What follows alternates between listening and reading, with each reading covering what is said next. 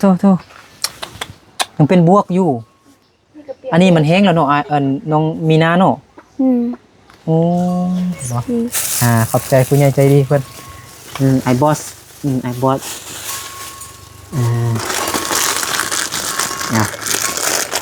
นี่เอาเงินนี่ไปเอาเงินนี้ไปซื้อยังเอาเงินไปซื้อยังนบก่อนบอกเป็นภาษาบุญเดี๋ยวไอ้นึกบอกเถอะนบก่อนสบายดีมันขอบใจสบายดีบวงใส่ไปแบบนี้เนาะ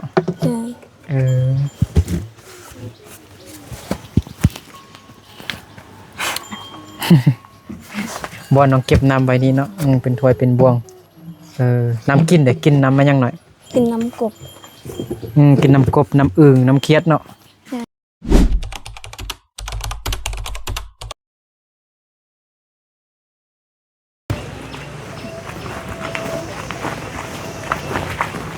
มีนาบ่อยู่เฮือนที่บ่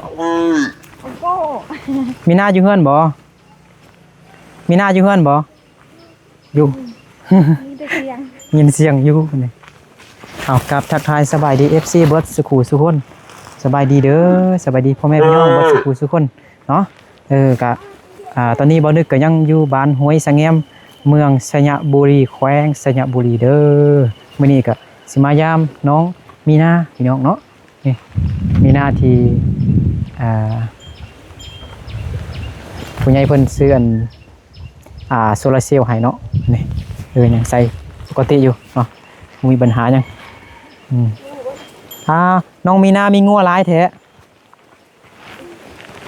น้องมีนามีงัวลายแท้เป็นข้องเฮาเป็นข้องเฮาใช่น้องมีนาอยู่บนไหนหรอกเดี๋ยวให้น้องมีนาแต่งตัวก่อนสบายดีนิบใหม่กันนิบใหม่ก็ได้ยินเสียงเนาะเสียงค่อยมีอ่ะ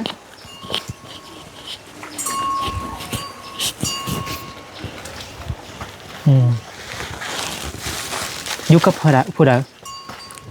กับน้องมาให้เขาไปในเฮือนได้ปะได้แล้วอายกับไอ้พักได้ไปยังไปให้แล้วเลยพ่อแม่เด้พ่อแม่ก็ไปให้บ่ไปอันนี้มันฝนตกว่ะเลยฝนตกเปียกหน่อยเลยมันในเดี๋ยวมันเปียกได้นี่เนี่ยฝนล้นมาบ่น้ำท่วมบ่เนื้อทองน้ำเข้ามาในเฮือนเลย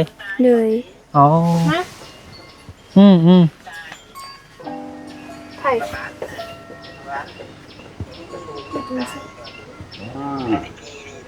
ไม่ก็ผู้ใดมึงบัดไผ่เนี่ยบัดไหนโถพี่น้องเป็นตาอีต้นแท้โถยังเป็นบวกอยู่อันนี้มันแห้งแล้วเนาะน้องมีนาเนาะโอ้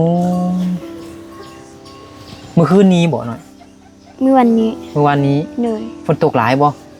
หลายอยู่บนนอนกระเปียกติบนนอนเปียกบ่เปียกโหน้ำบ่ท่วมบ่นอนติบ่ท่วมนี่ยังเป็นขี้ต้มอยู่เด้นี่เห็นบ่โถบึ้งน้ำแบบมันไล่มาแห้งขนาดบ่ได้ขุดนึกมีนะบ่ได้ขุดบ่ได้ขุดอันห้องมันนะเฮ็ดห้องน้ำไล่ไปทางนั้นพุ่นนะโถมาเบิ่งทางนอกดูลุกลุกเบิ่งกันก็มีห้องอยู่เนาะมันก็สูงอยู่เด้มันคือว่าบ่อยู่ทึงติอยู่ร่มนี่แหละอยู่ร่มนี่นะเขาไปนั่งหันเขาสีอันนี้เนาะจ้าอยู่กับน้องชายบ่น้องสาวน้องชายน้องสาวน้องชายกับน้องสาว2 คนวัวจี้ฮัลโหลสบายดีวันนี้ก่อนสบายดีกันเฮ้ยมันลุกก่อนบ่นอนลุกก่อนกินขนมไว้ เนาะขนมมันนี่ก่อนสบายดีก่อนมากินขนมก่อนมาไปเอาลุกบ่นอนบ่เบิ่งโทรศัพท์หลายเด้อเจ็บแสงตาเลยเจ็บตาเลยเจ็บหัวเลยมานี่ก่อนนอขนมมาบ่ให้ลิ้นโทรศัพท์หลายเด้อมาผู้นี้ซื้อหยังนี่นุ่งทรงเหรอบ่นุ่งทรงเหรอบ่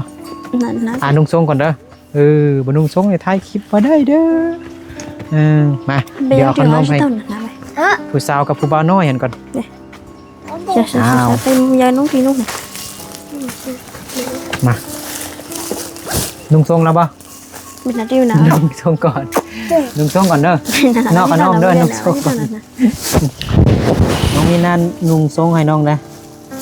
อ้าวขนมอ้าวก็เอานอกซะนะไปเอาทรงเบิ่งดูเฮ็ดหยังเบิ่งดูไปหยัง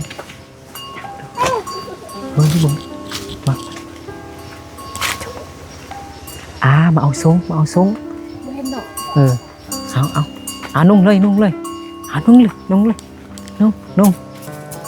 ให้เอื้อยนุ่งฮะเอื้อยนุ่งฮะอันนี้เป็นส่วนคนอื่นมัดพี่น้องเนาะมิดไอคิดว่าถ้ามิดบ่นึกคิดว่าเป็นส่วนมักไหมมักตอกน้องมีนาโบแมนเนาะดินของเขาดินน้องมีนามีแต่บอนเขาอันฟังรักกันซื่อนุ่งทรงแล้ววันนี้มากินขนมวันนี้เนาะขนมเอาเนาะขนมวันนี้เบิ่งใส่เอามีนาเอามีนาเอาของมีนาก่อนมีน้ำส้มแน่มีขนมแน่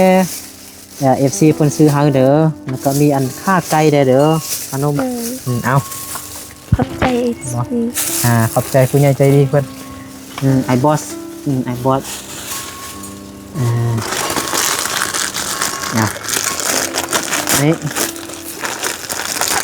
เอา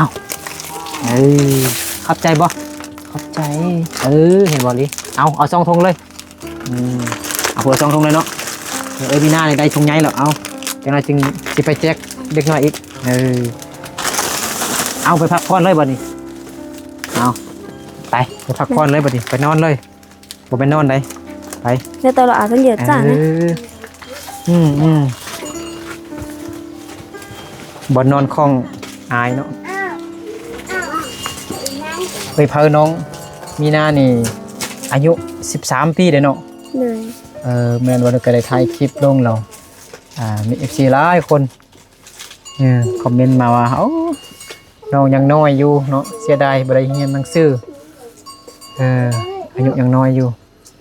บ่ได้เรียนหนังสือซ้ำพวกก่อน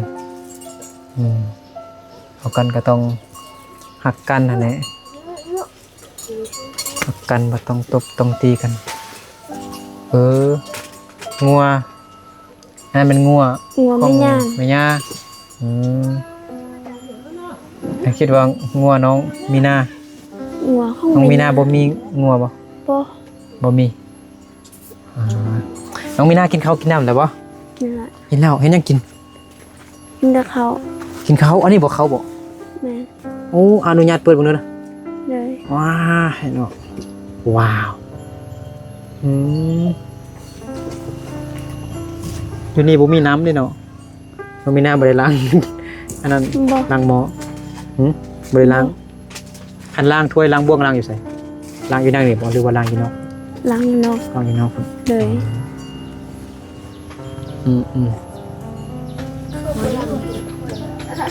คือบ่เห็นถ้วยเห็นบ่วงน้องเด้เอาไว้ซะไว้ในคู่นี่แหละไว้ในคู่หลายบ่บ่หลายกินมีกินข้าวละลาบ่กินข้าวกับน้ำกินข้าวกับน้ำมื้อวันนี้แหละมีกินมื้อวันนี้เหรอมื้อช่วยนี่ยังบ่ได้กินข้าวเด้อบ่กินแล้วกินไว้แท้น้องอยากกินน้องกินน้องอยากกินก็กินเนาะนี่ขาไก่ยังสุกแล้วเด้อเลยกินคอมเมนต์ด้วยเพ้อหายไปนอนให้บ่ หรือว่ามา ไปนั่นให้ ไปนั่นให้บ่ได้กลับมาเลยตอนแรกนี่บ่ได้กลับ 4 มื้อนี่แหละกลับมานะ อ๋อมื้อนี้กลับบ่ บ่ ยังนอนอยู่ให้ เลย แล้วคืนสิมานี่คืนนี่เลยน้องมีนากับน้องชายน้องสาวนอนอยู่นี่ บ่ นอนอยู่ไส นอนอยู่ อาจจะว่านอนอยู่เฮือนนี่เนาะ เลย แต่ ดีเลยฮะแต่ นอนกับน้อง นอนกับน้อง เลย นอนแสดงว่า3คนเนาะ เลย แซ่บบ่เฮ้ยพวกกา มานี่ก่อนซื้อหยังก็ ซื้อว่า ว่าตัวเนาะ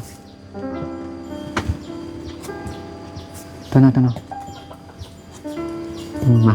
บอกไอ้น้องยิ่งมาก่อนมานี่ดูไอ้ถามนี่นะแม่ แม่ ตายจี ไปบ่ ไปเตะหุ้ยเลยเดี๋ยวทำเป็นภาษามงก่อนเนาะแม่ไปยังหมูว่ากินข้าวแล้วบ่กินข้าวแล้วบ่ฮะว่ากินข้าวแล้วบ่นอมอแล้วบ่ได้กินเห็นกินหน่อยทีกินข้าวแล้วบ่กินแล้วขนมเนาะกินแต่ทางในเนาะกินแต่ข้างใน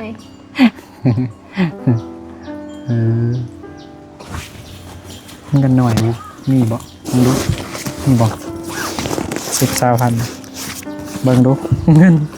มีแต่เงินน้องนาลีเอาให้น้องนาลีมานี่มาเงินเอาบ่เดี๋ยวถามก่อนกินข้าวแล้วบ่ว่าตามก็ได้นะ กินข้าวแล้วบ่เนาะเอาเงินนี่ไปซื้อหยังนบก่อนบอกเป็นภาษาบุญเดี๋ยวไอ้นึกบอกเถอะนบก่อนสบายดี มันขอบใจสบายดีสบายดีโอ้มีแต่พอดียังแต่ใบเดียวอันทีโอ้วันนี้ก็มีแต่ใบพันกีบนี่โอ้พอดียังแต่ใบเดียวหันสบายดีขอบใจเด้อสบายดีคำหูบ่วีพ่มเด้มีแต่ไปลิ้น วีแล้วเนาะแต่เป็นลิ้นแล้วยุ่งๆมาหมดผมยุ่งอยู่เด้อากาศเย็นดีเนาะ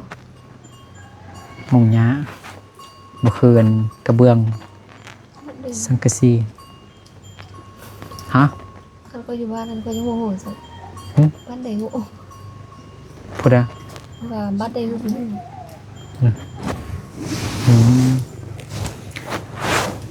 เครื่องใส่ในเรือนครัวเครื่องอุปกรณ์แต่งกินอีกอย่างหนึ่งอย่างไรอย่างนะมีนะ อยากได้เหือนนี่อยากได้แต่เฮือนแต่ว่าอยากได้ให้ทำมาเครื่อง น้องมีนาอยากได้แต่เฮือนเหมือนกันเนาะโอ้เขาต้องไปหาเงินอยู่ไทยไปแล้วเนาะได้เงินหลายเนาะไม่ปุ๊บเงินค่อยๆหั่นไปคุณดูมีกองไปคุณเปียกบ่หน่อยนี่บ่นั่นน่ะเปียกบ่เปียกเอาเครื่องไว้หั่นกับเปียกเบิดแล้วเนาะเลยฝนตกมาห่วงมันอันนี้นะอันนี้มันตกมาจากนี่บ่เลยบ่ได้ไผหญ้าเด้อบ่ได้เกี่ยวหญ้าบ่มีบ่เกี่ยวล่ะเฮ็ดอันนี้บ่เป็นหยังแต่เป็นสัตว์เลยอาวุธของพ่อเนาะอาวุธของพ่อเห็นบ่คือเงินน้องประยงเนี่ยซองไว้สู้ต่อไปหั่นแหละน้องมีนาเด้อเลยสู้เด้ออนาคต เฮาใหญ่มาเนี่ยครับไปหาเงินได้เงินมาปุ๊บเงินในพ่อแม่อายุตอนนี้ยังน้อยอยู่จักปีก็14เนาะ 14 4 ปี15 16 17 18โอ้ยังหลายปียัง3-4 ปียังมีความสามารถไปหาเงินถ้ามีผัวก็โอ้ไปอยู่นำผัวเนาะ เลย แม่นบ่ถ้ามีผัวนี่โอ้ทางใดเนาะสิมานทางใดเนาะเปล่า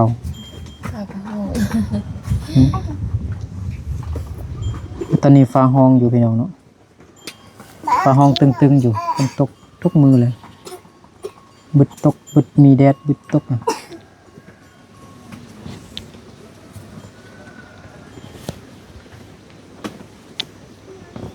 สักนาทีแล้ว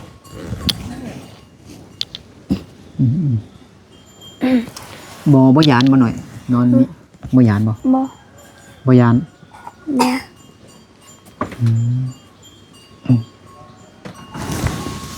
นอนอยู่เตียงน้องเลยบ่หรือว่านอนอยู่เตียงแม่ จำน้อง อ๋อ3 คนนอนนี่เลย เลย ผู้ใดนอนทางนี้น้องแล้วน้องนอนทางนั้นเนาะน้องชายกับน้องสาวอยู่เบื้องนั้นผู้ใหญ่ต้องอยู่เบื้องนี้เลยอย่าเด็กน้อยเขาตกมีดมันยังเขาอยู่นะ เอาไว้ตบ มันยังก็ เอาไว้อยู่เติมครบนะตบ มันตก เลย มาหันตกเบิ่งอันเคยบ่วงน้องดูน้องไว้ใส่นะไอ้คือบ่เคยเห็นนะแต่ละคือบ่เคยเห็นบ่เห็นอันเป็นถ้วยเป็นบ่วงใส่ไว้แบบนี้วะเนาะ เลย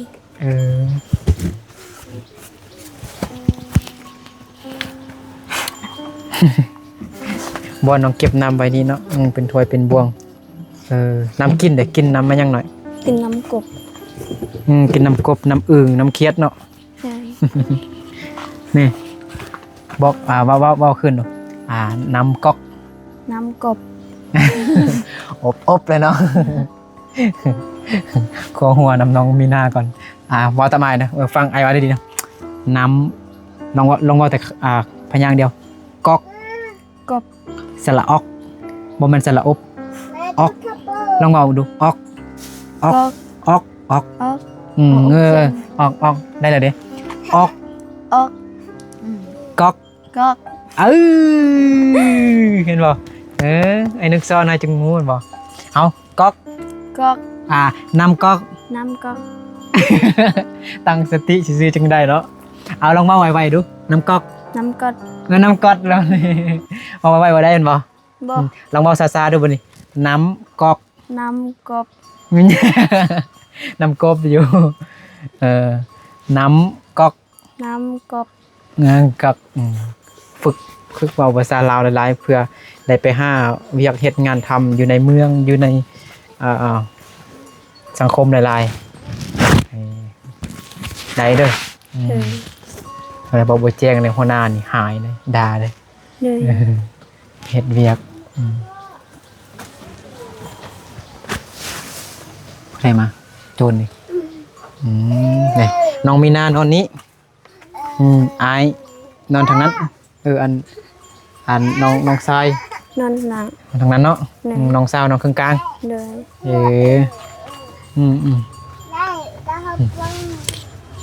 เห็นท้องฟ้าเลยบางเลยเห็นไหมฝนตกใส่ทางแดดทางฝน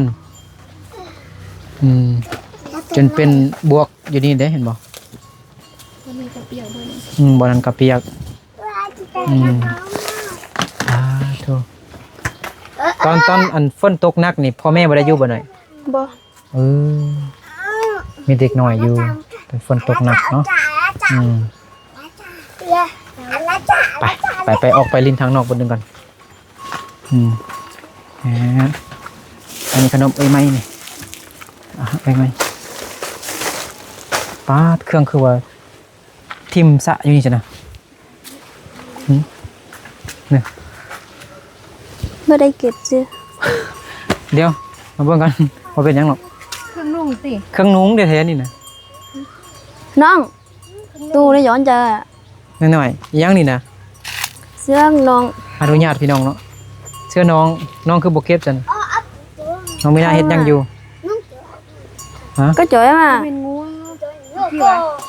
ฮะ เป็นงู บ่แม่นดอกตั้งแต่เมื่อวานนี้ฝนตกหนักนั่นแหละตากไว้นี่ แล้ว มันตก แกแล้วค่ะ เก็บไว้หน่อยเก็บไว้เก็บตอนนี้เลยก็ได้มีนะเก็บตอนนี้ก็ได้เด้อนานเมื่อกี้กินขนมแม่นบ่นี่ตู้ใครได้หยอกใจว่า น้อยซอกเป้ามาเฮ็ดอันบอลทีมขี้เหงื่อเด้อ เด้อ เป็นพญาติได้เบิ่งทีมทุ่งขนมสะทรายอยู่นี่เด้โอ้กล้องมา น้องไอ้ คือบ่ใส่คู่หน่อย โคตรเท่าทางนี้ น้อยเอาคู่มาใส่ได้บ่เนี่ย คู่เฮียนี่แหละ ฮะได้บ่ คู่ใส่เฮีย โตอันนี้ขี้เหงื่อบ่กันคู่ขี้เหงื่อก็บ่ต้องใส่ไว้นี่ก่อนก็ได้ซั่นนะเอาไปซักน้องมีนาพอไม่ให้เบิ่งน้องกับเบิ่งน้องอย่างเดียวแหล้วเนาะ อันอื่นมาเบิ่งก็ได้เนาะอันนี้หน่อยๆสังกะสีนี่ไม่ได้ใส่นี่เนี่ยแต่ให้บอก บ่แม่ สังกะสีผู้ใดน้องบ่ ห้องแม่ยา ของแม่ย่าย่าค่านี่เด้ ฮะ ย่าผู้ใดเรื่องๆอ่ะนะย่าผู้ใด ยาของเขา ย่าของเฮา ย่าของน้องมีนาเนอะขี้เหงื่อนี่นะเด้อนี่ซอกอันเป่าแบบนี้นะมาเกาะไว้นี่นะแล้วก็กินขนมกินอีกอย่างมาใส่ไว้ เด้อ แล้วก็ไปทีมเป็นทีเป็นบอลจูดทีมนะ เด้อ ทีมสะทรายนี่มันบ่สะอาดงามตาเด้อแค่ใครไปมาเห็น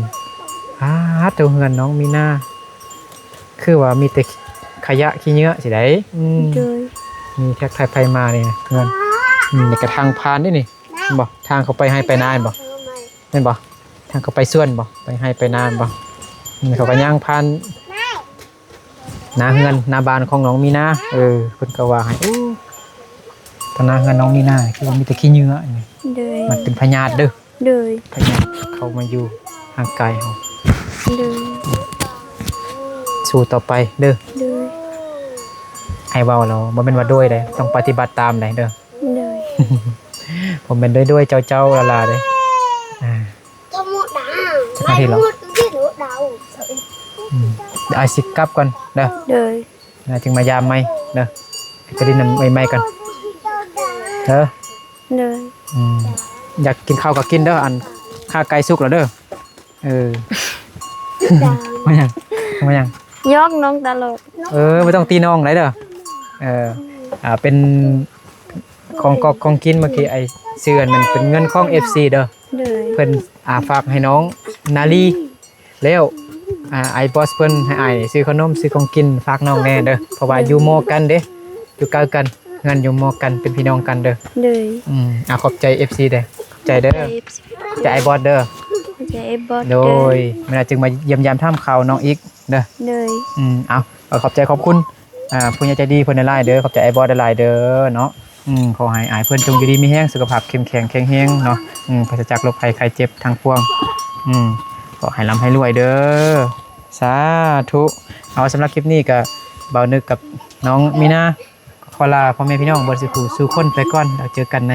คลิปต่อไปเด้อสบายดีบ๊ายบาย